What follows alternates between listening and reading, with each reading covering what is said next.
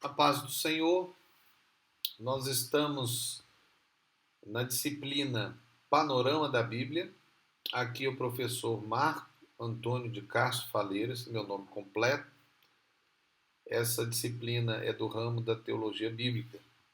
E você está na Logos Ensino Superior de Teologia. Essa AVA é a quinta parte da aula dupla 6, que é a aula 11 e 12, e a segunda parte da aula 12. Estamos a tratar da subparte do reino dividido, do reino de Israel, que é dividido em duas partes, o Reino Unido e o Reino Dividido. E essa agora nós estamos a tratar do Reino Dividido até o cativeiro, de Roboão Daniel, mas até agora nós estamos utilizando aí, né, a questão da linha de tempo, né, com 7 períodos, mas estamos a tratar especificamente só do reino de Israel.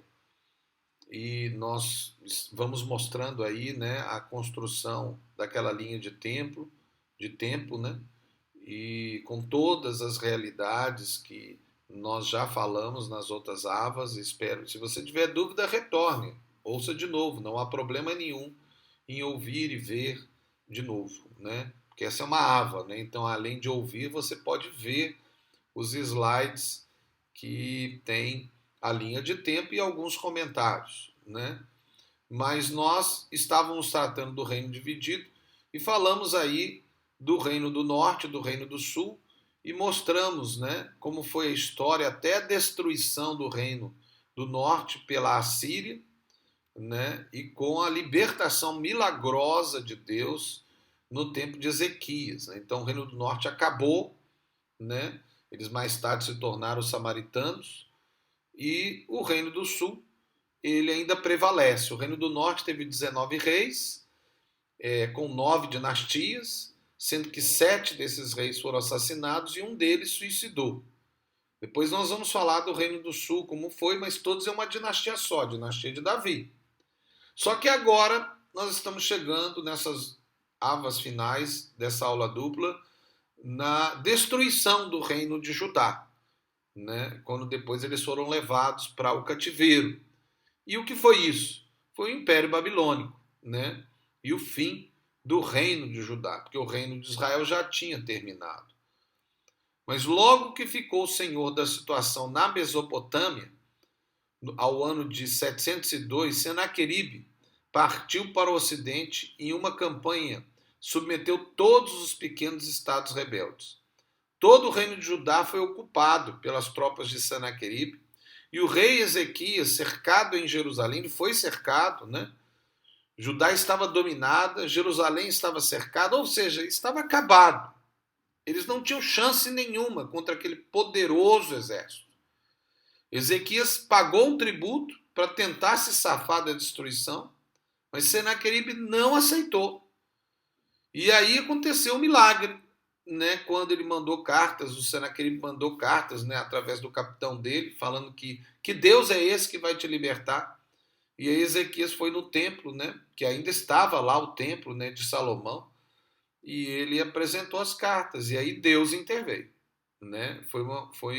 Acontece milagrosa libertação de Judá com a morte do exército, com uma praga misteriosa, e eles voltam, perderam aquela batalha inesperadamente, né? E voltaram para a Síria. E quando chega na Síria, lá em Nínive, tem que enfrentar os próximos 20 anos, ataques dos babilônicos, e por fim ele é assassinado, como seu pai tinha sido assassinado, né? Então é quase que uma reprodução do que ele mesmo viveu, né? O rei da Assíria, Senaqueribe. Judá se corrompe com Manassés, então vem o filho de Ezequias, e com, alguns dizem, o pior rei que Judá já teve, né? O mais maligno da dinastia de Davi, Manassés, né? Os cultos de Canaã, dos povos que habitavam na região, eram os mais horrendos, barbarismo, transbordavam de culto mágico e de uma sensualidade torpe, primitiva e grosseira a deuses e semideuses. A deusa da fertilidade era adorada como em outros povos, mas em Canaã era algo odiado até mesmo pelos outros povos. Quer dizer, Manassés fez tão terrível que até os outros povos achavam absurdo o que ele estava fazendo. Até os mortos, ou seja, necromancia, né? Não só necromancia, mas necrofilia, quer dizer, sexo com morto. Até os mortos eram usados nesses cultos, e não só sexo, né? Mas também canibalismo e outras coisas terríveis que eles faziam. Com os animais também, e todo tipo de ato sexual era praticado, desde a sodomia, no homossexualismo, né, pedofilia, tudo era feito. Usavam drogas alucinógenas, ofereciam crianças vivas em pedras fervendo. Na epopeia de Baal diz, voldeava em sangue que lhe chegava aos joelhos, até mesmo ao pescoço. Imagina, até o joelho, até o pescoço de sangue. Os pés jaziam cabeça de gente, ao seu redor flutuavam mãos humanas como gafanhotos, pedaços de gente nessa água de sangue, né? Nesse lago de sangue. Punha as cabeças de suas vítimas às costas dos ornamentos, quer dizer, como colar, e nas mãos da cintura, do cinturão. Seu fígado inchava de tanto rir, eles riam, seu coração enchia de alegria, e o fígado de Anat estava cheio de júbilo, né? Aí eram os deuses lá. Quando ficava satisfeita, lavava a mão em sangue humano, coagulado, e dedicava às outras coisas. Quer dizer, imagina o pecado que Judá entrou depois da libertação de Ezequias. Judá, então, se afasta de Deus com Manassés, e é óbvio, o que acontece? A reação do pecado. O pecado traz destruição. O salário do pecado é a morte, diz a Bíblia. A Assíria, em 663 a.C., com o rei Assurbanipal, ou seja, o neto de Senaqueribe, ele chega a dominar o Egito. Olha para você ver, então aí chega o ápice do domínio da Síria e eles passam dentro de Judá, né? Passam por dentro de Judá, né? Mas o objetivo deles não era Judá, o objetivo era a Síria. Então, Judá ainda fica com uma situação razoável, né? Porque como os assírios tinham o objetivo da Síria, eles foram com tudo para eles e passaram para Judá. Aí é o auge do Império Romano. E aí nós até lembramos daquele texto bíblico, né? Que a soberba procede à queda, né? Então eles chegaram no ápice e caem. Isso é muito comum na história humana. Né? Os grandes impérios, quando chegam no ápice, caem. Mais tarde a gente vê isso com a Grécia, com os Medo-Persas, até mesmo com os romanos, né? Nós vemos essa realidade e com Babilônia também, né?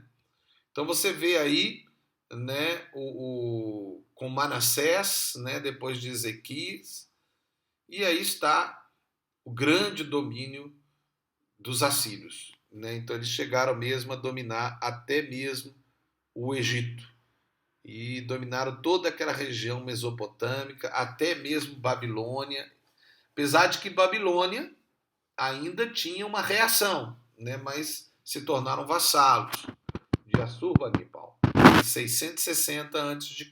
É interessante que foi num período de 600 a.C., né? É interessante como mais tarde, no ano 600 depois de Cristo, as tribos árabes também levantando o islamismo com Mohammed, começam também a se levantar para dominar todas aquelas regiões. Mas isso é uma outra história. Com a morte de Assurbanipal, começou subitamente um rápido declínio de Nínive. As novas e grandes potências do Indo-Áricos e dos Semitas apossam-se da grande estrutura, despedaçando-na e dividindo entre si a enorme presa, em 629. Então, depois do ápice, veio a queda. E a divisão não foi só com Babilônia, tá? A Babilônia foi parte. A Babilônia aproveitou essa divisão para começar a crescer e chegar a ser o maior império daquela época. Surgem então os citas, vindos do Cáucaso, então foi um povo estranho que de repente chega, eles eram cavaleiros hábeis, eles seguiram a Mesopotâmia, a Palestina e até as fronteiras do Egito, somente não entraram no Egito porque os egípcios ofereceram presentes. Os citas foram a flecha que acabou de matar a Síria, né? E assim como os filisteus destruíram os hititas, os citas foram aqueles que acabaram com a força dos assírios. E como eles estavam destruídos, né, por esse vento que foi os citas, né, grandes cavaleiros, guerreiros a cavalo, né? Os babilônios e medos se uniram e para dominar a Síria. E em 612 a.C., Nínive cai. Os medos que vinham do Irã, o atual Irã, e os babilônios do sul da Mesopotâmia. Começaram suas campanhas, dividiram as terras no início. Em 625, um caldeu conquistou a soberania sobre o sul da Mesopotâmia. Nabopolassar tornou-se rei e fundador da dinastia neobabilônica, a nova dinastia. Então nós estamos falando daquela dinastia antiga de Hammurabi, né? Estamos falando agora de uma nova dinastia de Nabopolassar. Manassés, no caminho para dominar o Egito e a Síria dominou Judá. E Manassés foi preso e levado para uma prisão na Babilônia, que era parte lá dos domínios da Assíria. Aqui temos uma dúvida, né? Assíria ou Babilônia. Mas tudo indica que era a Babilônia porque eles tinham um domínio lá. Babilônia já estava ficando livre e tinha o seu próprio reino, né? Mais tarde.